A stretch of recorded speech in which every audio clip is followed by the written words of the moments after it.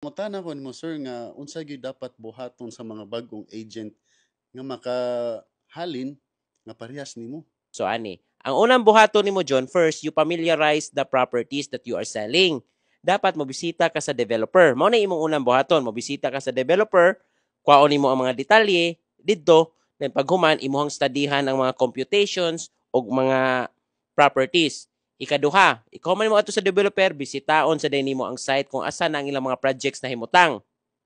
Ikatulo, mangita kag kliyente. So unsa man pagpangita kliyente? So first, ang imong buhaton is mag-post gyud ka sa imuhang social media nga page nimo. So dapat ang imong i-post sa dito is dapat puro sad balay. Ayo pag-post dito og yusana, ayo sad pag-post dito bisag unsa diha nga baligya nimo nga dili related sa real estate para ang mga tao, mga silingan nimo, mga amigo or makakita sa imong social media page, makaingon gyud sila nga legit jud ka nga seller kay imong gibaligya is house and lot raman. So mao na siya pinakasikreto gyud dapat ang imong i-post is all about real estate lang. Di sa ka pwede mag-rant dito, mag-istorya kag mga negative things kay it will reflects on your character.